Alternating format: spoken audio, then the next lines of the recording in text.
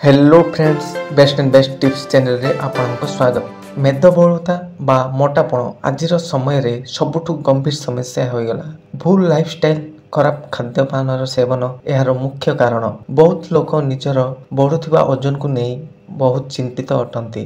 मोटापण सुंदरता कम करने सह नाना प्रकार गंभीर रोग जेपरी डायबिटीज, हृदय रोग, कैंसर परी रोगर विपद रही थाए। ओजन कम करने लोकंक पई गोटे स्वप्न परी ही होइगला। बहुत चेष्टा करने सत्वे लोकंक मोटापण कमे नाही। ओजन कमेवा पई मोबाइल रे बहुत गुड़िए उपाय सर्च करिथांती। जदि आपण चाहिए तो एही केतोटी सरल टिप्स अपनाई ओजन कमे पारिबे। तेबे चलंतु देखिदवा से सरल टिप्स गुडी कौन अटे।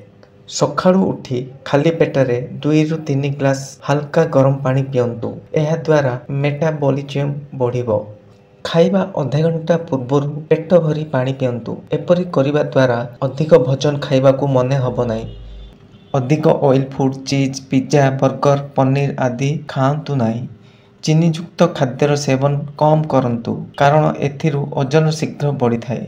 निज भोजन रे अधिक पनीपरिबा और सैलेड रो मात्रा ऐड करंतु। एह द्वारा शरीर हेल्थी रहिबा सह ओजन मध्य कम हेबो।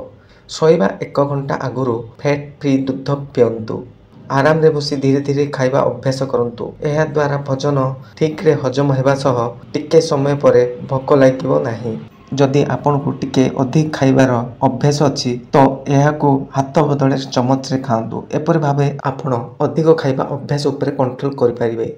टीवी मोबाइल देखि भोजन करंतु नाही कारण आपणकर ध्यान पूरा ता ऊपर रुहे, जहाँ जो किछि अधिक परिमाण रो भोजन करि देत। ओजन कम करिया चाहउछंती तो आइसक्रीम और सॉफ्ट ड्रिंक रो दूरे रुहंतु। ग्रीन टी पियंतु। ग्रीन टी पीवा द्वारा आपणकर ओजन शीघ्र बर्न हबो। ए सब सहित एही कथा को मध्य ध्यान रखंतु। प्रतिदिन 30 ରୁ 45 मिनिट पर्यंत शीघ्र रु अति शीघ्र चलिबार अछि। जदि आपनक अधिक चली पारुनांती योग ओ व्यायाम सहारा नियंतु। जेते अधिक आपनक झाड़ बहिबो सेते शीघ्र आपनकर ओजन मध्य कमिबो। लिफ्ट जगह रे सब बेले आपण जेते संभव सीढ़ी रो व्यवहार करंतु। तो फ्रेंड्स, आज वीडियो रे एतिकी। वीडियोटी भल लागला तो लाइक करंतु। चैनल रे नुआ आस्तिले सब्सक्राइब करंतु। थैंक यू, धन्यवाद।